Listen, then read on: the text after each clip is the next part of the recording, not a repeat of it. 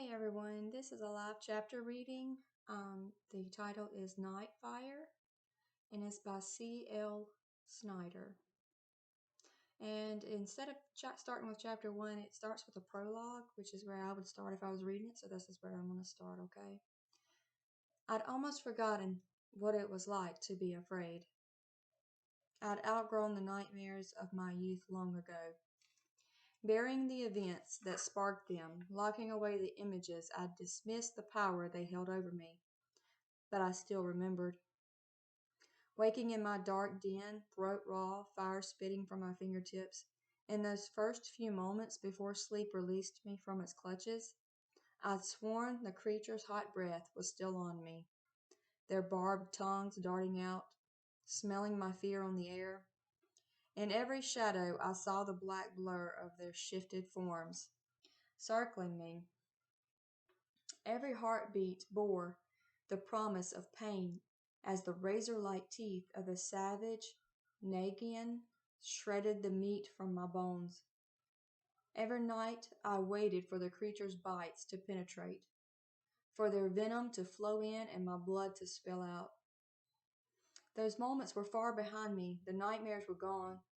Experience had made me stronger and wiser. Determination and training had pushed my fear of their slender, stunted reptilian forms to the depths of my mind.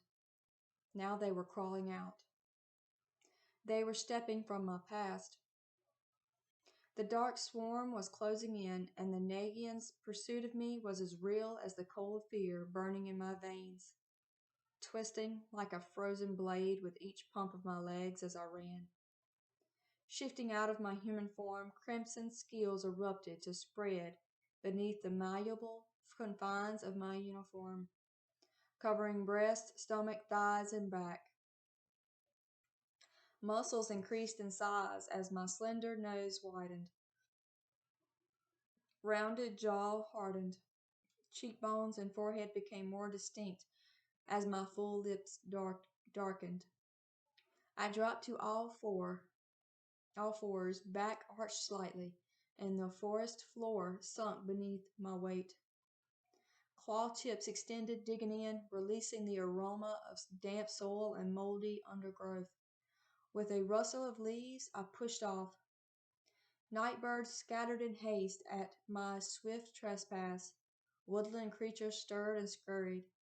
My unmistakable smell, an arousing amalgam of human, female, and dragon, had them skittish as I dove headlong into the clog of downed boughs and scrub.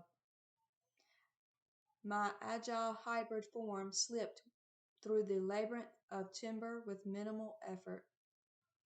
Arcs of fire crackled off the ends of my hair as it fluttered out behind me. I was too conspicuous.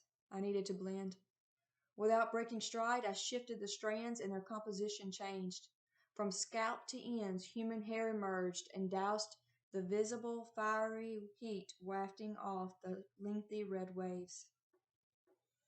It wasn't camouflage even close to what my pursuers were capable of creating. Their ability to shift into shadow, nearly erasing the edges of their body, little more than whip-like tails, long flat jaws, and serrated teeth to begin with, was one of the creature's greatest weapons. It wasn't easy to kill my kind. Death by Nagian was a long, torturous mutilation there was no coming back from. Picturing it, I tore deeper into the forest. I tried to run and not think, but my mind was spinning desperately, seeking to understand, to conceive how a normal assignment on a normal day had landed me on the wrong end of an execution.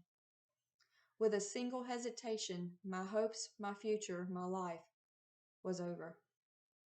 The guild was all I'd ever known.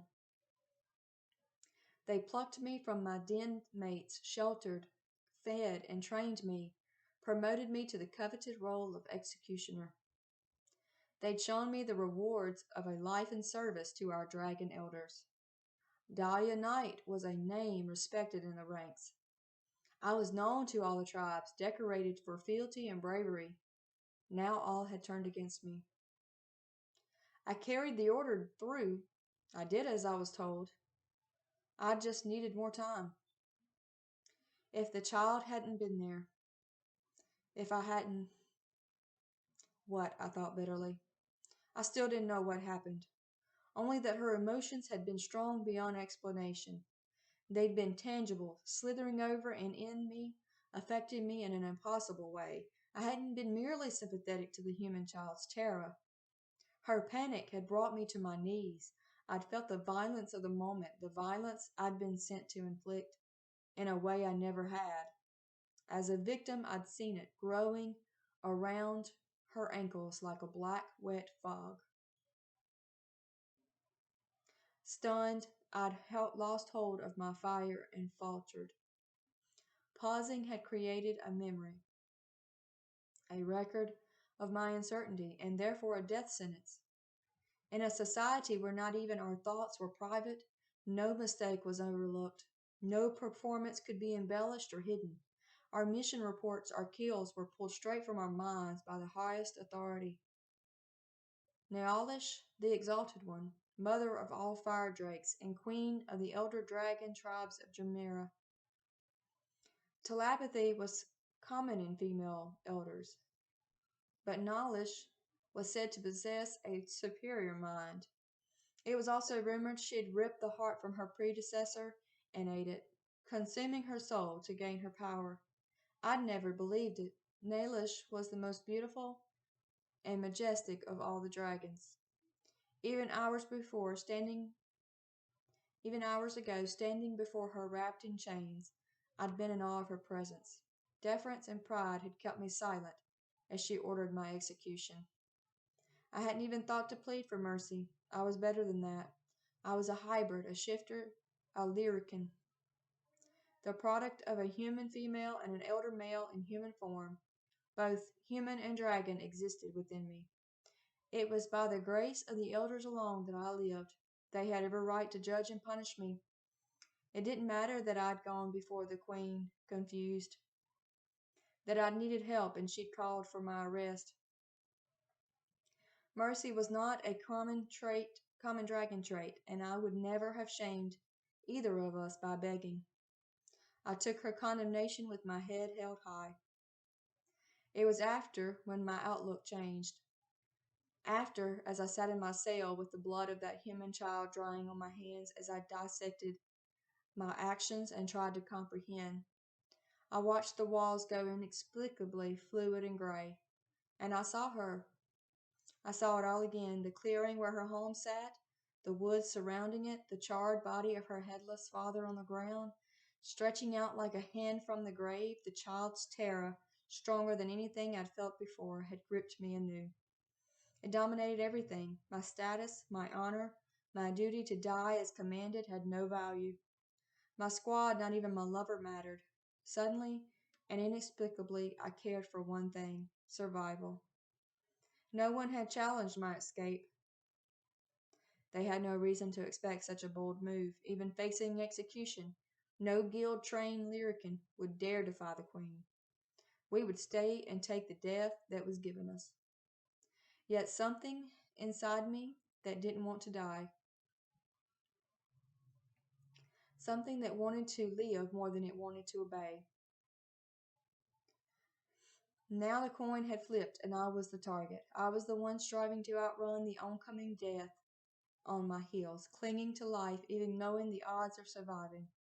Fleeing was foolish. My impulse to do so was puzzling, but I couldn't stop, even now, with my sail in the depths of the citadel far behind me, with the lights from the city of spires dim in the distance.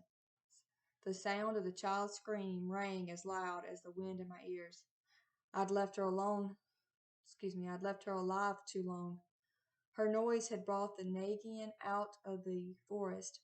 My hesitation, my compromised aim when I recovered, had left her not quite dead when the horde descended. She'd watched them swarming, felt their teeth puncture and tear.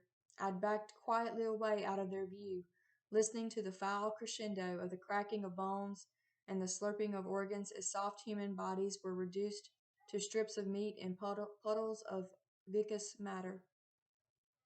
They were to die anyway. It had been my duty to kill them. But not like that. I'd botched the entire job, and I still couldn't fathom how. How could one little human melt away my years of training? One mistake labeled me weak and untrustworthy. Now in fleeing, I'd earned another brand, traitor. Stilling my breath, I glanced back into the murk of the forest. My vision had long since adjusted, and through the lattice of branches dark scales glimmered. Flashes of teeth and bobbing yellow eyes caught the sporadic flash of the twin moon's brilliance. I counted the sets of eyes as they approached. I stopped at 15 and ran faster. Instinct screamed for me to stop, to fight, to kill them. Fear screamed louder. Ending up in one of their burrows, pumped full of venom, drifting between peaceful ignorance and agony as my body was slowly depleted, my blood and tissue becoming nourishment for their suckling young. I'd lived through that hell once, never again. Limbs slapped against my face, snagging the edges of my scales. My shoulder blades itched. Wings wanted to burst forth and unfold, but the scrub was too thick. Even if I burned it away, I wouldn't gain clearance fast enough to escape their reach. The Nagian had no wings, but their lightweight bodies could scale the tallest trees as swiftly as any rodent. At a snap in the branches above my head, I froze. Glancing up, I spotted the form of a small-scaled lyrican perched within the green. She was squatting on a sturdy limb, clutching its bark with her clawed feet. I recognized her immediately. Brienne was one of several novices, recently assigned to my squad for apprenticeship. Immature, barely passing her lessons, this one had yet to be given a position or even tested. Being caught with me would ensure she never did. Anger pushed my whispered words out fast. "What are you doing here?" "Dahlia," she whispered back in relief. "I saw you leave the city. I wanted to. What were you thinking, following me? You need to go home now." "Come back with me," she begged. "I can't." I glanced behind me. There was no time for this. "Focus on your training," I said sharply, trying to get rid of her. "Work hard. Obey the elders. They will teach you well." "You were meant to teach me." "They'll assign another." "But the retrievers will hunt you. They'll bring you back." "Naalish will do what she feels is right, just as I am. Now hush," I whispered into the force with force. "They'll hear you." Before she could speak again, I was gone. Pushing my muscles faster, I scanned the terrain ahead. I needed to remain deep within the tangle. It was my only hope of staying alive, of someday returning home and changing the Queen's mind. Hope, I thought, cursing any human side for entertaining such madness. Forgiveness was not found often among my kind. Once earned, a stigma was rarely lifted. Dead, it would never be lifted at all. I took a sharp left and headed toward the cliff at the edge of the woods. I knew what was there, far below in the ravine. I'd discovered it not a day before. On my way to kill the human, I'd skirted the gorge, and the air stung my nostrils. It was a telltale sign of a nearby exit. Unaware of any off-world activity in the area, I'd stopped to investigate. Glancing down had revealed a strange dark mist hovering over the lake at the bottom. Flashing within the black fog were spinning flecks of color. The peculiar prisms of light were an anomaly I knew only from the elders' descriptions. Though coupled with the acrid smell, I realized quickly what I'd found: a passage between worlds. What baffled me was how such visible tears in the invisible existed on a plane only a true dragon could see. The inferior eyes and mind of a lyrican weren't built to visually comprehend such a complex phenomenon. Yet somehow mine had. I'd felt it too. A strange force had emanated from the exit as I stared into its depths. The sudden explosion of sensations had knocked me to the ground. I thought it some sort of energy discharge. Now, after the human girl, I understood. What filtered out from the passage was similar to what I'd felt filtering out of her: misery, trauma, pain. human pain. It all lie on the other side of the exit, and so did their world. That's it for today. Thank y'all.